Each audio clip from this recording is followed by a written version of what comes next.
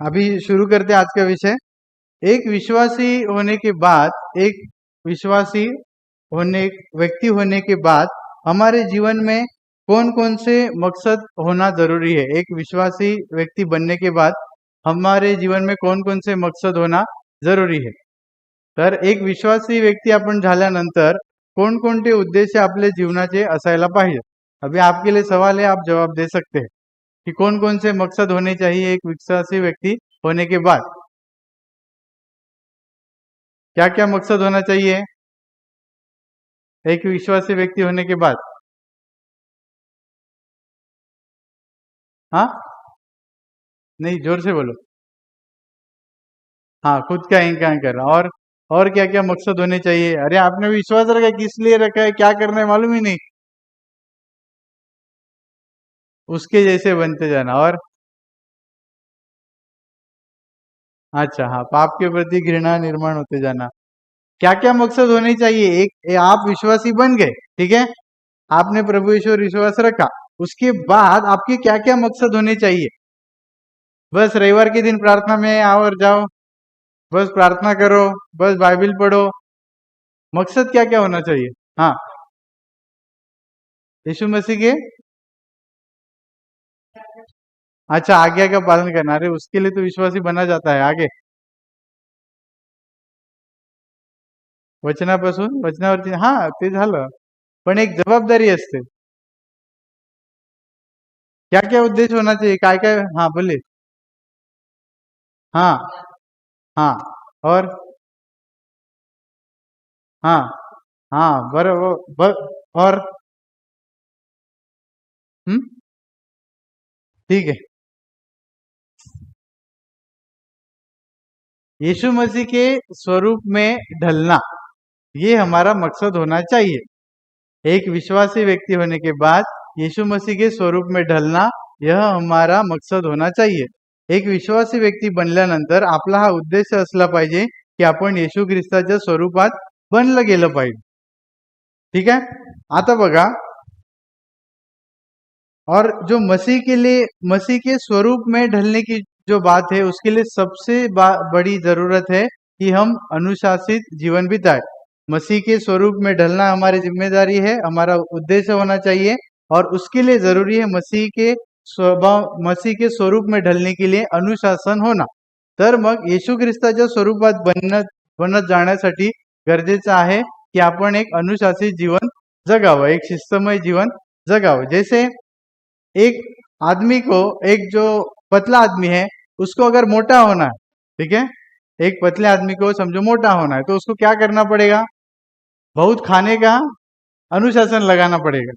ठीक है, पतले आदमी को अगर मोटा होना है तो उसको अनुशासन लगाना पड़ेगा, बहुत खाने का, व्यायाम करने का, बराबर है। लेकिन अगर एक मोटा आदमी है उसको पतला होना है तो क्या करना पड़ेगा? उसके लिए भी क्या करना पड़ेगा? अनुशासन, ठीक है, अनुशासन लगाना पड़ेगा। तो वैसे ही हमें भी अगर मसीह के स्वरूप में ढलना है तो उसके लिए जरूरी है हम खुद को क्या लगाए? क्या लगाए? थोड़ा जोर से क्या लगाए? हाँ, मग जर एका जाड्या माणसाला बारीक व्हायचं आहे तर त्याला काय करायला लागेल? शिस्त लावायला लागेल, कमी खायला लागेल, व्यायाम करायला लागेल, त्याच्यानंतर ज्या काही गोष्टी आहेत त्या। मग ही काय झाली? एक शिस्त झाली। मग त्याच प्रकारे आपल्याला जर येशू ख्रिस्ताच्या स्वरूपात बनायचं आहे तर त्यासाठी गरजेचं आहे की आपण स्वतःला शिस्त लावणं। त्यासाठी गरजेचं आहे की आपण स्वतःला शिस्त लावणं, शिस्तबद्धतेनेच आपण त्याच्या स्वरूपात बनत जाऊ शकतो। तो अगर उसके स्वरूप में हमें बनते जाना है। आप लोगों के जीवन का ये मकसद था या नहीं था? पहले ये बताओ। होना चाहिए ये मकसद या नहीं होना चाहिए? हाँ, होना चाहिए। और कुछ है क्या मकसद? गाड़ी, बंगला? नहीं, हाँ, ठीक है। तो सबसे आपका पहला मकसद होना चाहिए यीशु के स्वरूप में ढलना। ठीक है, आप लोग को बताया नहीं गया था ना कि किस लिए विश्वास करना है। आप लोग को तो बोला गया था कि चंगाई पाने के लिए विश्वास करो, आशीष पाने के लिए विश्वास करो। लेकिन मकसद तो ये था प्रभु का कि हम मसीह के स्वरूप में ढलें और फिर उसके पुत्र कहलाए। ठीक है, मसीह के स्वरूप में ढलेंगे तो पुत्र कहेगा ना, नहीं तो थोड़ी उसने बाजार खोलकर बैठा है किसी को भी पुत्र बनाने के लिए। ठीक है, तो आज का जो विषय है अनुशासन, अभी ध्यान देना. मग आताचा जो विषय आहे तो आहे शिस्तबद्धता. अनुशासन पण तुम्ही मराठीमध्ये शब्द आहे अनुशासन. अनुशासन को अंग्रेजी में शब्द है डिसिप्लिन. अनुशासन को अंग्रेजी में शब्द है डिसिप्लिन. अनुशासनला इंग्रजीमध्ये शब्द आहे डिसिप्लिन. आता इंग्रजी जाणून घेऊन आपल्याला काय करायचं आहे, तर त्याच्या मागे एक अर्थ आहे, त्याच्या मागे एक गोष्ट आहे, ती आपल्याला समजून घ्यायची आहे. तो अंग्रेजी में उसको क्या कहते हैं हम जानकर क्या करें, लेकिन उसके पीछे भी एक मकसद है, ध्यान देना. तो अनुशासन को क्या कहा जाता है, डिसिप्लिन. यीशु मसीह के जो चेले हैं उनको कहा जाता है डिसाइपल. यीशु मसीह के जो चेले हैं यानी यीशु मसीह के चेले बनना उसको कहा जाता है डिसाइपल. अभी एक हो गया डिसाइपल यानी यीशु मसीह का चेला, और हो गया डिसिप्लिन. ठीक है. अभी ये जो दो शब्द है अंग्रेजी के, वो एक लैटिन शब्द में से आए हैं. एक लैटिन भाषा है उसमें से वो शब्द आया है, उसको कहा जाता है डिसाइपुलुस. क्या कहा जाता है, डिसाइपुलुस. तो डिसाइपुलुस से आया डिसिप्लिन यानी अनुशासन, और डिसाइपुलुस शब्द से आया डिसाइपल यानी यीशु मसीह का चेला. अभी ध्यान देना इस बात को. तो डिसाइपुलुस का अर्थ क्या है, तो डिसाइपुलुस का अर्थ है अनुयायी होना. डिसाइपुलुस का अर्थ है अनुयायी होना. अभी अनुयायी होना यानी क्या, तो जो कुछ भी मुझे सीखना है उसके अनुसार मुझे आचरण करना है, इसके लिए मुझे इसका अनुयायी बनना है. ठीक है. अरे कोणतरी एकाने या पटकन इकडे, तो लवकर येते पटकन. अभी ये देखो यहाँ पर यह है. ठीक है. अगर मुझे इसका अनुयायी बनना है तो अनुयायी बनने के पीछे मकसद क्या है मेरा मालूम है, ना केवल मैं इससे सीखूं बल्कि ये जैसा कुछ करता है वैसा मैं भी करूं. ठीक है. ना केवल मैं इससे सीखूं बल्कि ये जो कुछ करता है वैसे भी मुझे करना है. इसके लिए मुझे इसका क्या बनना पड़ेगा, अनुयायी. तो अगर मैं इसका अनुयायी हूं या नहीं ये कैसे तय होगा, मैं कहूंगा इसका अनुयायी हूं उससे तय होगा, या जो कुछ मैं उससे सीख रहा हूं वैसा मैं अगर करूंगा तो मैं इसका अनुयायी ठहरूंगा. जो कुछ सीख रहा हूं वो मैं अगर कर रहा हूं तो उसका मैं अनुयायी ठहरूंगा. ठीक है. यानी चेला ठहरूंगा. आता बघा, जर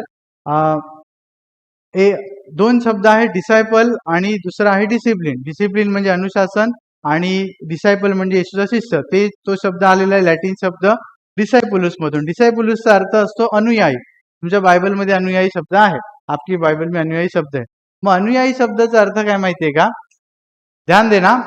अनुयायी शब्दाचा अर्थ हा आहे की आता मला समजा ह्याचा अनुयायी बनायचा आहे, तर अनुयायी मी ह्याचा आहे की नाही हे कसं सिद्ध होणार. मी फक्त सांगेल मी ह्याचा अनुयायी आहे म्हणून सिद्ध होणार का, तर नाही. तो जे काही शिकवतो ते जर मी करत असेल आणि तसं मला करायचं असेल तर मी सांगू शकेल की मी ह्याचा अनुयायी आहे. नाहीतर मी काय बोलतोय, खोटं बोलतोय. ठीक है. बस दा. अभी ध्यान देना, जो बातें सीखी हैं उसके अनुसार अपने जीवन को अनुशासन मुझे लगाना है. अगर मैं यीशु मसीह का चेला खुद को कहता हूं तो जो भी बातें मैं यीशु मसीह से सीखता हूं उस बातों के अनुसार मुझे खुद को क्या लगाना जरूरी है, जोर से बोलो जरा. मग आता बघा काय आहे, तर ज्या काही गोष्टी आपण येशूकडून शिकतोय त्या करण्यासाठी मी स्वतःला जर अनुशासन लावत असेल, शिस्त लावत असेल, तर मी त्याचा शिष्य आहे असं मी म्हणू शकतो. नाहीतर ते नुसतं एक खोटं बोलणं ठरेल. अभी ध्यान देना, यदि आपको पूछा जाए कि क्या आप यीशु मसीह के चेले या फिर अनुयायी हैं, तब क्या जवाब देंगे. आप किसी को भी पकड़ के पूछ लो जो प्रार्थना में आते हैं कि आप यीशु मसीह के चेले हैं, अनुयायी है क्या, तो क्या जवाब देंगे, क्या जवाब देंगे, हाँ. बराबर है कि नहीं. लेकिन अनुयायी का अर्थ क्या है, जो कुछ मैं उससे सीख रहा हूं वो मैं कर पाऊं, इसके लिए मैं खुद को अनुशासन अगर लगा रहा हूं तो ही मैं क्या हूं, उसका चेला हूं या अनुयायी हूं. मग प्रार्थनेला येणाऱ्या कोणा पण माणसाला विचारा तुम्ही येशूचे शिष्य आहेत का, ते हो म्हणणार. पण अनुयायीचा अर्थ काय आहे, तर अनुयायीचा अर्थ आहे की जे काही गोष्टी मी शिकतोय ती पाळण्यासाठी त्याची मी शिस्त स्वतःला लावत आहे, तर मी आहे अनुयायी. नाहीतर मी कोण आहे, बघा कोण आहे तो.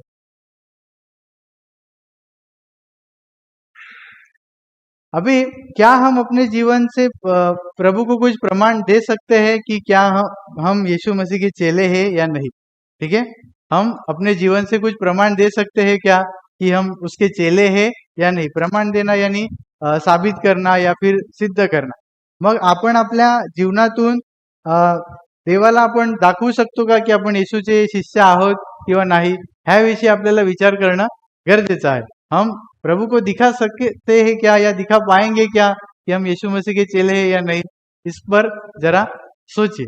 अभी मैं आपके सामने कुछ बातें रखने वाला हूं. अयुब 1:8 आपने वचन पढ़ने के लिए दिया था, ध्यान देना. अभी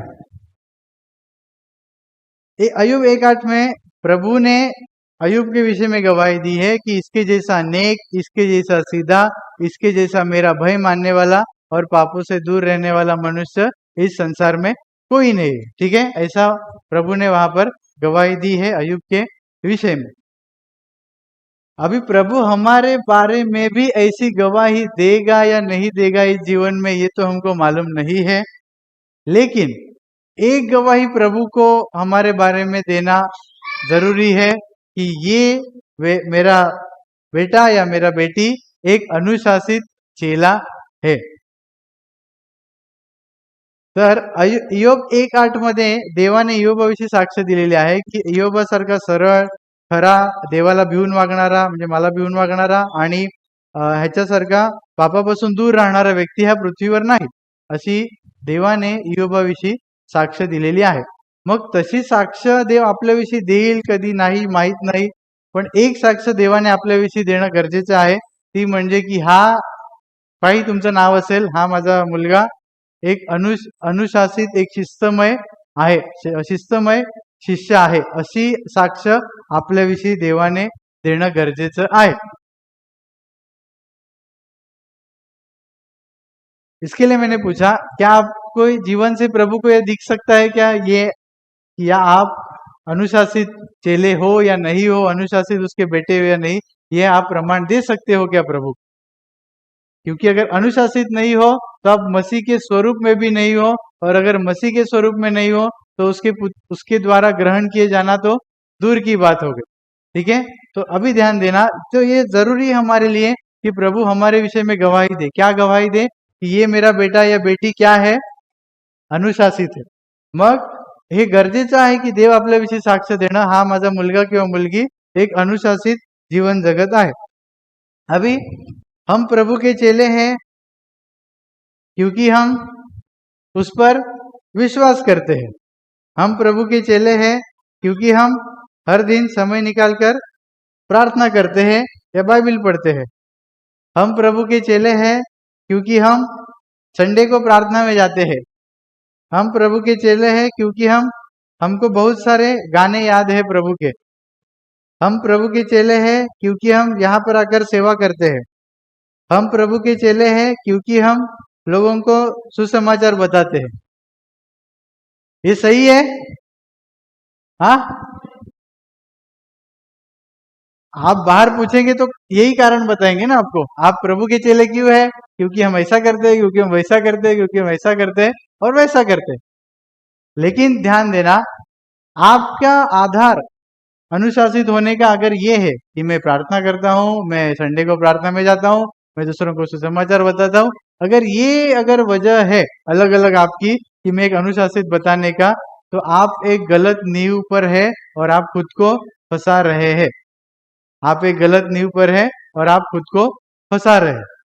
मग जर आपल्या जीवनाचा आधार हा आहे की मी दर आठवड्याला प्रार्थनेला जातो, किंवा मी त्याच्यावर विश्वास ठेवतो, किंवा मी वेळ काढून प्रार्थना करतो, किंवा मी दुसऱ्यांना सुवार्ता सांगतो, किंवा मी इकडे येऊन सेवा करतो, हे जर आपल्या आधार आहे, आपण देवाचे शिष्य आहेत की नाही, येशूचे शिष्य आहेत की नाही हे दुसऱ्यांना सांगण्याचे, तर आपण स्वतःला फसवत आहोत. अभी देखना, ये सब करना एक अलग बात है. ये सब करना एक अलग बात है और सचमुच अनुशासित बनना एक अलग बात है. ये सब करना एक अलग बात है और सचमुच अनुशासित बनना एक अलग बात है. ह्या सगळ्या गोष्टी करणं एक वेगळी गोष्ट आहे आणि खरोखर एक शिस्तमय शिष्य बनणं येशूचा ही एक वेगळी गोष्ट आहे. हे जेवढा तुम्हाला लवकर समजेल उतना आपके लिए बेहतर है. जितना जल्दी आपको समझेगा उतना आपके लिए बेहतर है. नहीं तो फिर आप एक झूठी आशा में और झूठी तसल्ली में जीवन बिताते रहेंगे. अभी एक वचन मैं आपके सामने रखूंगा जो अनुशासन से जुड़ा हुआ है, लेकिन जिसको समझा ही नहीं जाता है कि अनुशासन से जुड़ा हुआ। ठीक है, लूका अध्याय 14 वचन 26 निकालो। लूका अध्याय 14 वचन 26।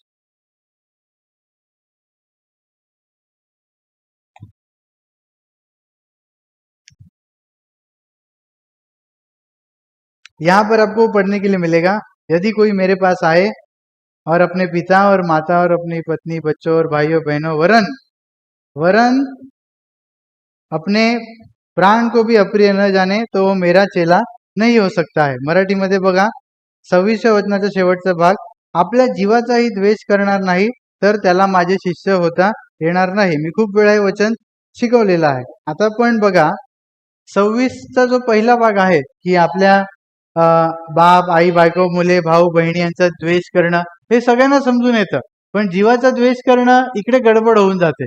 तो ये जो लिखा है कि अपने पिता, माता, पत्नी, बच्चों, भाई और बहनों, ये जो लिखा है ना, इनको अप्रिय जानना, ये सबको समझ में आता है, लेकिन आगे जो लिखा है अपने प्राण को अप्रिय जानना, इसमें लोगों की गड़बड़ी हो जाती है।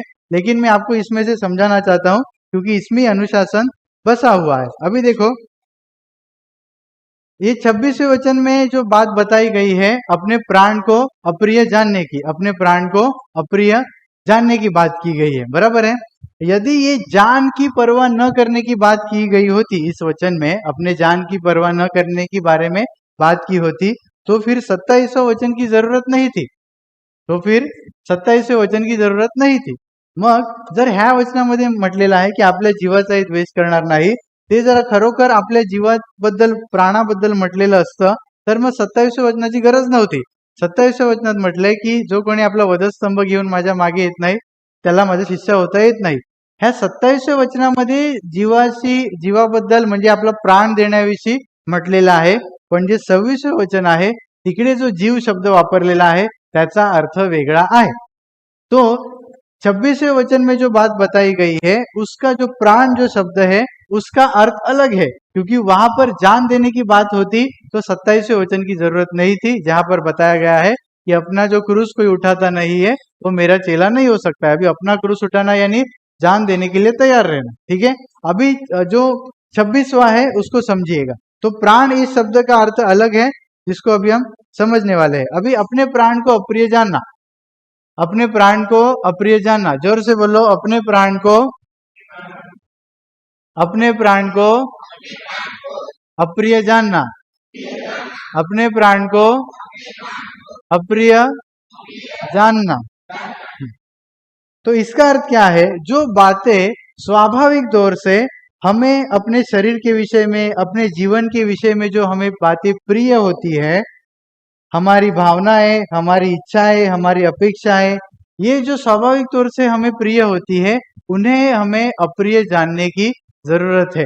और अगर वो बातें हम अप्रिय जान रहे हैं तो ही हम परमेश्वर की बातों को प्रिय जान सकते हैं। तर मग आपल्या जीवाचा द्वेष करणं म्हणजे काय? तर इकडे ज्या गोष्टी स्वाभाविक रीतीने आपल्याला आवडतात, आपल्या भावना, आपल्या इच्छा, त्याच्यानंतर आपल्या अपेक्षा, आपल्या शरीराला, आपल्या जीवनाला ज्या गोष्टी पसंत आहेत, त्या गोष्टींचा द्वेष करणं, ह्याविषयी इकडे म्हटलेलं आहे। आपल्या जीवाचा द्वेष करणं म्हणजे आपल्या इच्छा, आपल्या भावना, आपल्या अपेक्षा, ह्या गोष्टींचा आपण द्वेष करणं म्हणजे आपल्या प्राणाचा द्वेष करणं आहे। तो मेरे प्यारे भाई और बहनों, ये हमको समझ लेना है, पहली बात। अभी हम अगर अपने प्राण को अप्रिय जान रहे हैं, यानी हमारी भावनाएं, हमारी इच्छाएं, हमारी अपेक्षाएं, इनको यदि हम अप्रिय जान रहे हैं, और अगर हम परमेश्वर की बातों को प्रिय जान रहे हैं हमारे जीवन में, तो ही हम कह सकते हैं कि हम खुद को अनुशासन लगा रहे हैं। मग जर आपण आपल्या जीवनात ज्या गोष्टी आपल्याला आवडतात, आपल्या इच्छा, भावना, अपेक्षा, ह्या गोष्टींना जर आपण अप्रिय समजत असू आणि देवाला आवडणाऱ्या गोष्टी जर आपण प्रिय समजत असू, तरच ह्याचा अर्थ आहे की आपण एक अनुशासित जीवन जगत आहोत। मैं आपको फर्क समझा रहा हूं, पहले फर्क समझ कर लीजिएगा, फिर मैं आपको कुछ बातें रखूंगा। Hallelujah, hallelujah, hallelujah. और यदि हम अपने प्राण को अप्रिय जानने बगैर केवल हम प्रार्थना कर रहे हैं, केवल हम प्रार्थना में आ रहे हैं, केवल हम बाइबल पढ़ रहे हैं, तो क्या हम खुद को अनुशासन लगा रहे हैं? सोचिए इसके ऊपर. जर आपण आपल्या जीवाचा द्वेष न करता बाकी भरपूर काही करत असू, प्रार्थना करत असू, बायबल वाचत असू, प्रार्थनेला येत असू, तर आपण स्वतःला शिस्त लावत आहोत की नाही ह्याविषयी विचार करू. कारण सगळ्यात आधी गरजेचं हे आहे. कारण देवाने त्या ठिकाणी म्हटलेलं आहे ना, यदि आप अपने प्राण को अप्रिय नहीं जान रहे हो तो आप मेरे चेले, अगर आप खुद को अनुशासन नहीं लगा रहे हो तो आप मेरे चेले. किसके शब्द है?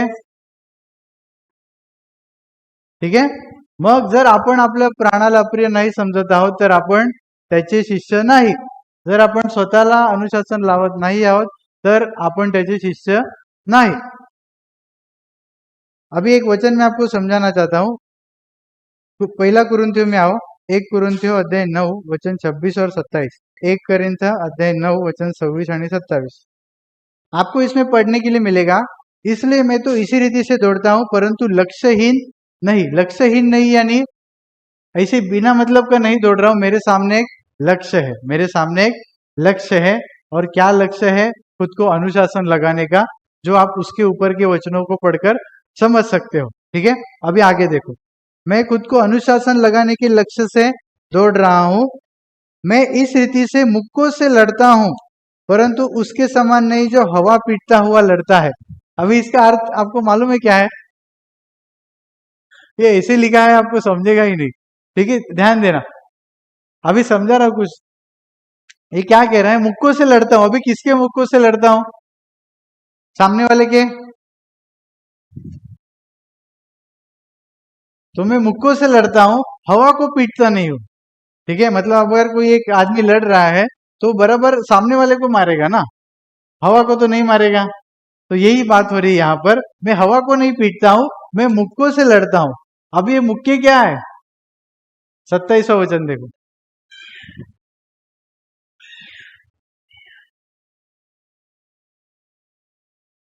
किसकी ओर से मुक्के आ रहे हैं? देखो मराठीत समजावतो बघा तोपर्यंत. मीही तसाच धावतो, अनिश्चितपणे धावत नाही. अनिश्चितपणे धावत नाही म्हणजे काय? तर एक निश्चितता आहे माझ्याकडे, माझ्यासमोर एक लक्ष्य आहे, ते लक्ष्य ठेवून मी धावतोय आणि ते स्वतःला अनुशासन लावण्याविषयी आहे. त्याच्या वरची वचनं जर तुम्ही वाचली 24 आणि 25 तर तुम्हाला समजेल की तिकडे अनुशासन लावण्यासाठी तो धावत आहे. आणि मग काय करतोय बघा, मुष्टियुद्धही करतोय. मुष्टियुद्ध म्हणजे बॉक्सिंग. ठीक आहे. बॉक्सिंग बघितलंय का? मुष्टियुद्ध म्हणजे बॉक्सिंग. ठीक आहे.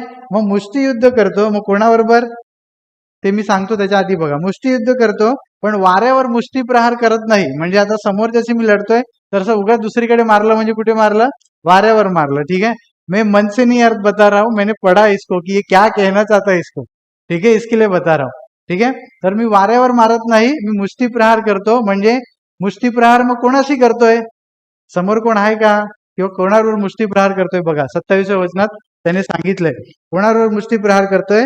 तर मी माझे शरीर कुदलतो व त्याला दास करून ठेवतो. अभी देखो यहां पर देखो, वो किसके साथ कर रहा है लड़ाई?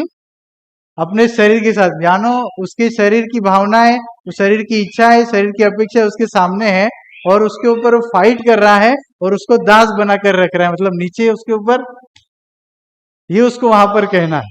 ठीक है. मग त्याला काय सांगायचं आहे? तर मी आपले शरीर कुदलतो म्हणजे शरीराशी मी युद्ध करतो आणि ते त्याला दास करून ठेवतो. त्याच्या शरीराशी ठोसे म्हणजे काय? तर शरीराच्या इच्छा, शरीराच्या भावना, शरीराच्या अपेक्षा त्याविषयी इकडे तो म्हणत आहे. अभी ये क्या कर रहा है? वो क्या कर रहा है? शरीर के साथ फाइटिंग करके क्या कर रहा है? क्या कर रहा है? अनुशासन लगा रहा है खुद को. मग शरीराबरोबर मुष्टी प्रहार, मुष्टी युद्ध करून तो स्वतःला काय करत आहे? तो स्वतःला शिस्त लावत आहे. और वो 27वें वचन में आखिर में वो क्या कहता है? देखो, ऐसा न हो कि औरों को प्रचार करके मैं आप ही किसी रीति से निकम्मा ठहरू. मैं इतना बड़ा प्रेरित हूं लेकिन मुझे भी क्या करना पड़ रहा है? खुद को अनुशासन लगाना पड़ रहा है. अगर नहीं करूंगा तो मैं क्या ठहरूंगा? इतना प्रचार करके भी मैं क्या ठहरूंगा? निकम्मा ठहरूंगा. तो प्रचार करना अनुशासन है क्या? फिर प्रचार करना अनुशासन है? नहीं है. मग तो काय म्हणतोय बघा, की असे न केल्यास, म्हणजे अशा प्रकारे मी शरीराला दास करून न ठेवल्यास, शरीराला न कुदरल्यास, दुसऱ्यांना घोषणा केल्यावर कदाचित मी स्वतः पसंतीस उतरलेला न ठरेल. हिंदीमध्ये चांगला शब्द आहे निकम्मा, म्हणजे काय कामाचा नाही असं. म्हणजे जर आपण पौल जर असं म्हणतोय की मी जर स्वतःला शिस्त लावत नसेल तर मी निकम्मा ठरेल, तर मग आपल्याला किती जबाबदारी आहे स्वतःला शिस्त लावण्याची बघा. कितने लोग समझ गया ये बात? नक्की समझला ना? मैं जानबूझ कर ये पौलुस का उदाहरण रखा हूं. अगर उसको जरूरत थी, और ये कब कह रहा है मालूम है? उसने लगभग 20 साल की सेवकाई की हुई थी तब तक, उसके बाद वो कह रहा है. अभी एक वचन निकालो, इफिसियो 2:1. इफिसकरस 2:1 वचन काढा. उसने तुम्हें भी जिलाया जो अपने अपराधों और पापों के कारण मरे हुए थे. हिंदीमध्ये असं आहे, मराठीवाला आहे का? हिंदीमध्ये असं आहे की त्याने तुम्हाला जिवंत केले जे तुम्ही अपराध आणि पापांमुळे मृत झालेला होतात, त्या तुम्हाला येशूने जिवंत केले, असं मराठीमध्ये लिहिलेलं आहे. तो क्या लिखा है? उसने तुम्हें जिलाया जो तुम अपने अपराध और पापों के कारण क्या थे? क्या थे? हाँ. अभी आपकी या मेरी या इस संसार में जितने भी विश्वासी लोग हैं, उनकी इन दोनों में से एक स्थिति है. या तो वो मरे हुए हैं, या तो वो किसके परमेश्वर के द्वारा जीवित किए हुए. ठीक है? या तो वो मरे हुए हैं, मतलब जीवित होके भी मरे हुए, किसके कारण? पापों के कारण. हाँ, ठीक है, पापों के कारण मरे हुए हैं, या फिर प्रभु के द्वारा जीवित किए हुए. ये दोनों ही स्थिति है सारे विश्वासियों की. आप तय करेंगे कि आप जीवित है या मरे हुए हैं, या मैं तय करूंगा कि आप जीवित है या मरे हुए हैं? क्या तय करेगा फिर? ध्यान से सुनना. मग काय म्हटलेलं आहे की आपण आपल्या पापांमुळे एकतर मेलेले होतो, देवाने आपल्याला जिवंत केले. मग सगळे विश्वासी ते एकतर मेलेले आहेत, किंवा त्याच्यातले काही मेलेले आहेत आणि काही जिवंत आहेत. मग तुम्ही मेलेले आहेत किंवा जिवंत आहेत हे कसं तुम्ही ओळखणार? अभी ये सुनना अच्छा लगता है कि हम अपने अपराध और पापों के कारण मरे हुए थे, लेकिन परमेश्वर ने हमको जिलाया. सुनना अच्छा लगता है कि नहीं? हाँ. अभी देखो, परमेश्वर के एक सेवक कहते हैं, ध्यान देना. परमेश्वर के एक सेवक कहते हैं, यदि तुम्हारे जीवन में मसीह अनुशासन नहीं है तो तुम आज भी मरे हुए ही हो, और तुम्हें परमेश्वर ने अब तक जीवित नहीं किया है. यदि तुम्हारे जीवन में अनुशासन नहीं है तो तुम आज भी मरे हुए हो, और तुम्हें परमेश्वर ने अब तक जीवित किया हुआ नहीं है.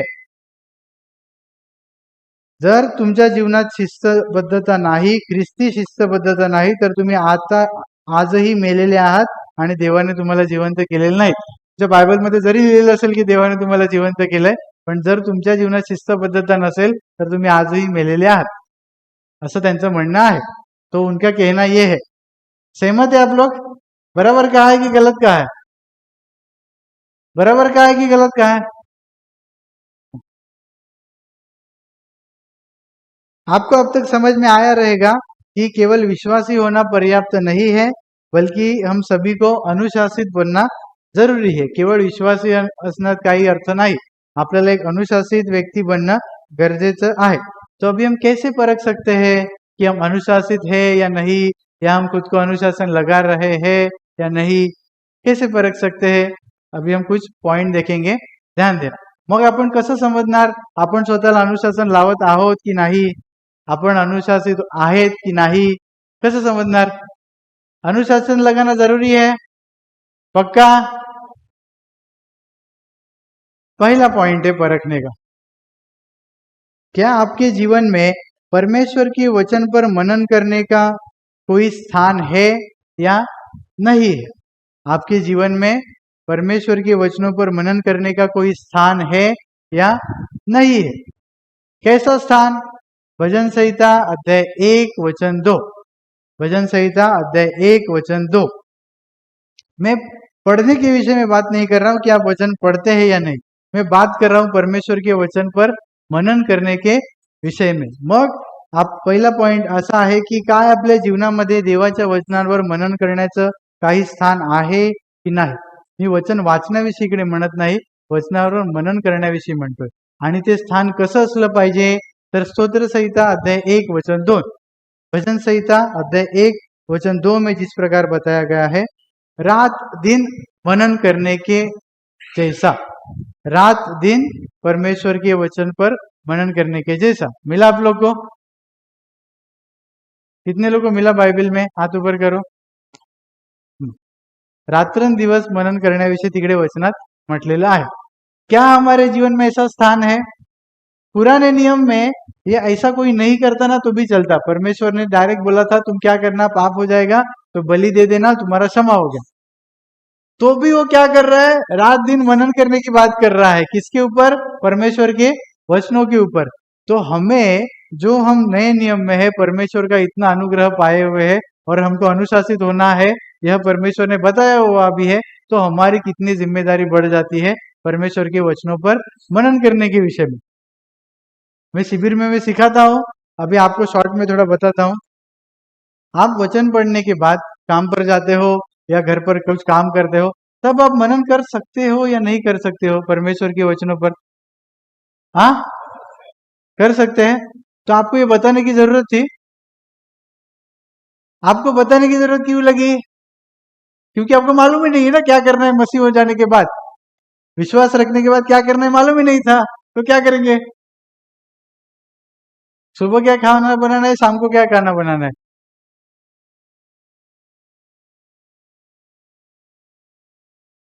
जर आपल्या जीवनामध्ये देवाच्या वचनांना मनन करण्याचं स्थान नाही, तर आपण स्वतःला शिस्त लावत नाही आहोत आणि शिस्त लागणार पण नाही, किती पण प्रयत्न करा। अगर वचनों पर मनन करने का कोई स्थान नहीं है तो अनुशासित तो आप है ही नहीं, और अगर वचनों पर मनन नहीं कर रहे तो अनुशासन भी नहीं लगेगा। दोनों बातें एक दूसरे से जुड़ी हुई है। ठीक है, अभी दूसरा पॉइंट। तो अगर वचनों पर मनन करने का अनुशासन नहीं है तो जीवित है या मरे हुए हैं, आप तय करिएगा। जर वचनांवर मनन करण्याचं स्थान नाही आहे आपल्या जीवनात, तर आपण जिवंत आहोत की मेलेले आहोत यावर तुम्ही स्वतः विचार करा। दूसरा बात, एक अनुशासित प्रार्थनामय जीवन, एक अनुशासित प्रार्थनामय जीवन, एक अनुशासित प्रार्थनामय जीवन। मैंने आपको दानियल का पढ़ने के लिए दिया था, दानियल 6:10, और दाऊद राजा का पढ़ने के लिए दिया था भजन संहिता अध्याय 55 वचन 17। ये दोनों वचन में आपको पढ़ने के लिए मिलेगा। दानियल अध्याय 6 वचन 10 और दाऊद राजा का है अध्याय 55 भजन संहिता में और वचन 17। ह्यामध्ये दावीद राजा, दुसरा मुद्दा आहे अनुशासित प्रार्थनामय जीवन। दाविदाचं आणि दानियेलाचं उदाहरण आहे दानियल अध्याय 6 वचन 10 आणि स्तोत्र संहिता अध्याय 55 वचन 17। दावीद राजाचं उदाहरण आहे। त्यांचं जीवन कशा प्रकारे प्रार्थनामय जीवन अनुशासित, 3 टाइम ते प्रार्थना करत होते, घटी असो कमी असो 3 टाइम वो प्रार्थना करते थे, कमी हो घटी हो, संकट आए संकट नहीं आए, लेकिन उनका एक अनुशासित था 3 बार प्रार्थना करने वाला जीवन जो प्रतिदिन वो करते थे। अभी एक सवाल है आपके लिए, बड़ी गौर से सुनना और इस पर विचार करना। ठीक है, आता एक मी प्रश्न ठेवतो तुमच्या समोर, खूप मन लावून प्रश्न ऐका आणि ह्याच्यावरती विचार करा। जितने लगन से आप संडे के दिन यहाँ पर आने के बाद प्रार्थना में मन लगाकर भाग लेते हो, जितनी लगन से आप यहाँ पर आने के बाद प्रार्थना में मन लगाकर भाग लेते हो, क्या उतना ही मन लगाकर प्रार्थना करते हुए आपको प्रभु आपके घर पर बाकी 6 दिनों में देखता है या नहीं देखता है? ठीक है, ज्या जिद्दीने किंवा ज्या मन लावून तुम्ही इकडे प्रार्थनेत भाग घेता, तसंच तुम्ही घरी सुद्धा देव तुम्हाला पाहतो का?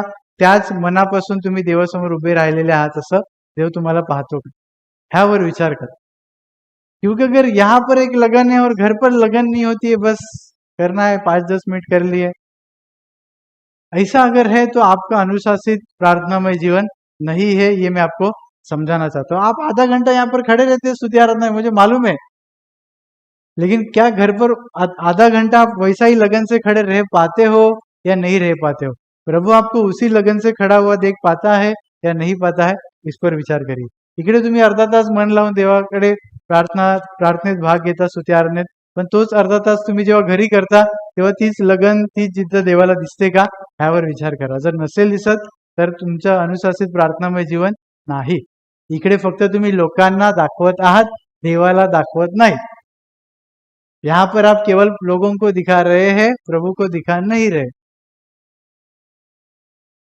यहाँ पर कोई भी गिर जाएगा, कुछ भी हो जाएगा, आप ध्यान नहीं देते, या फिर कोई चिल्लाएगा, आप ध्यान नहीं देते. लेकिन क्या घर पर भी वैसे कर पाते हैं आप या नहीं? देखिए,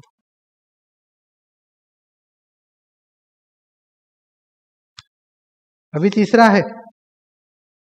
है कलीसिया में जाने के विषय में अनुशासन. कलीसिया में आने के विषय में अनुशासन, यानी प्रार्थना में आने के विषय में अनुशासन.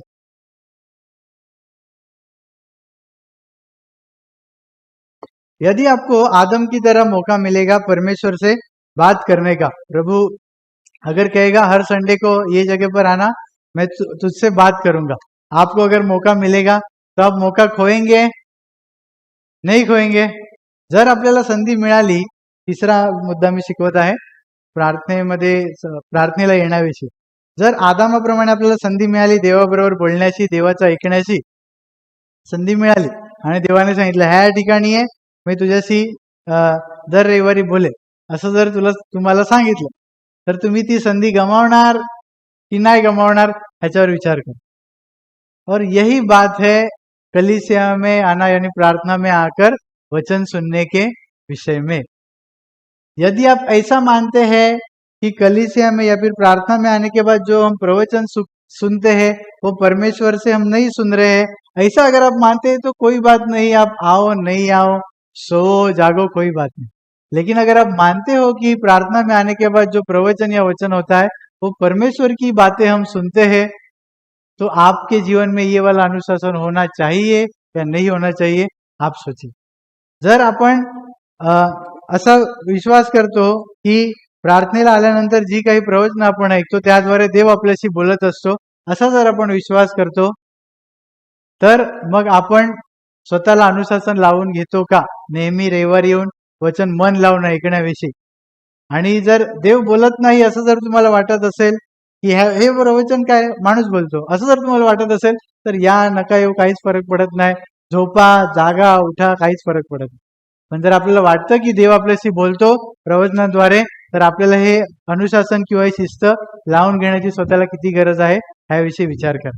Hallelujah, hallelujah. ठीक है. और मेरे पास 3-4 पॉइंट है. क्या करूं, मेरे पास 8 मिनट है खाली.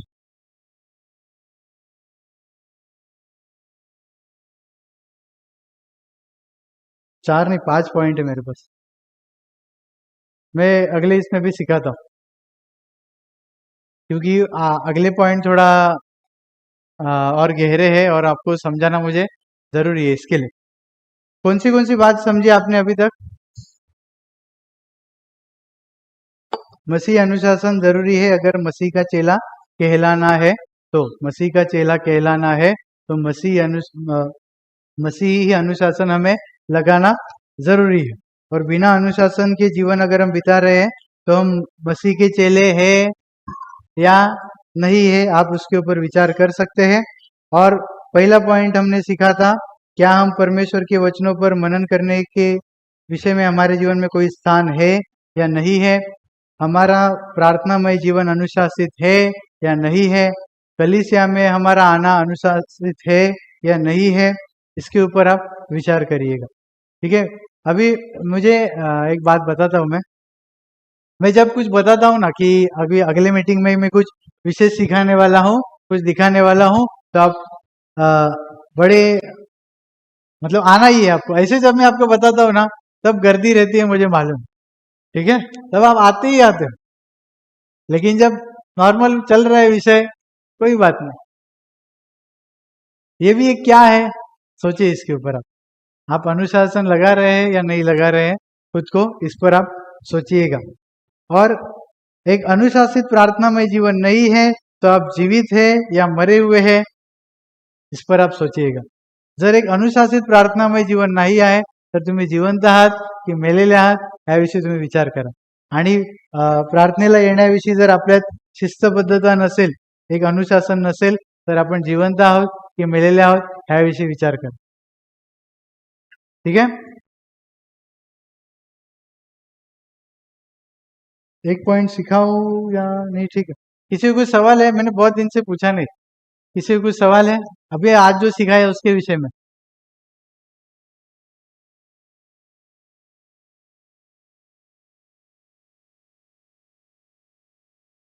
अच्छा, एक एक बात बताना मुझे।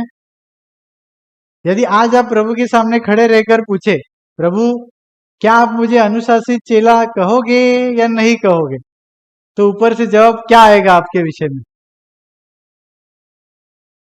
जर आज तुम्ही देवासमोर उभे राहून विचार, देवा मी तुझा अनुशासित शिष्य आहे की नाही जरा सांग मला.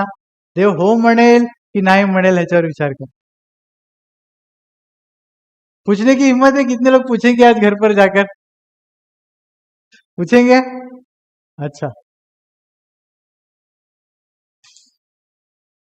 विचारणार का घरी जाऊन देवाला? नहीं तो हम है, हम ब्रदर, हम विश्वास करते हैं.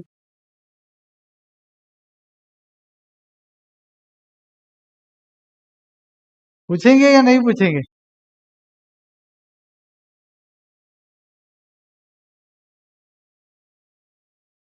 पूछ ठीक है, पूछेंगे या नहीं पूछेंगे आपके ऊपर है. मुझे ये बताना, जवाब हाँ आएगा या ना आएगा वो बताओ मुझे.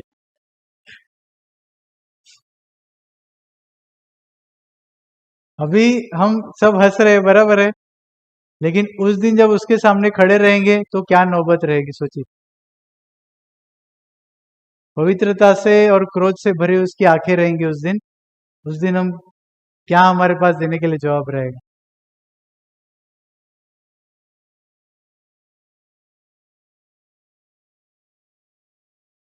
ठीक है, खड़े रहो, प्रार्थना करेंगे और अगले बार में इसको मैं कंटिन्यू करूंगा विषय को, क्योंकि मैं फास्ट भी ले सकता था, लेकिन मुझे फास्ट नहीं लेना. मैं चाहता हूँ कि आप समझे. नहीं तो फिर आप बस प्रार्थना में आते रहेंगे, जाते रहेंगे, मीटिंग में बैठते रहेंगे. एक अनुशासन अगर नहीं है तो फिर कहानी खत्म है.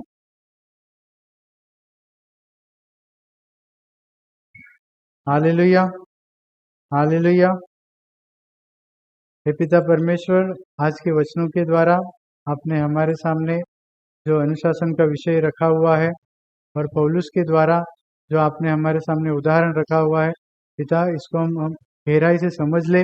आज से हम अपने जीवन का परीक्षण करें कि हम खुद को अनुशासन लगाते जा रहे हैं या नहीं. इस तरीके से हम परीक्षण करते हुए अपना हर दिन का जीवन बिताते रह पाए. और प्रभु, आप जो कुछ अनुशासन हमसे चाहते हैं वो आपके मार्गदर्शन के द्वारा हम आपसे हम प्राप्त करते रह पाए, ऐसा अनुग्रह हम पर कीजिएगा. प्रभु यीशु मसीह के नाम से प्रार्थना मांगते हैं, आमीन.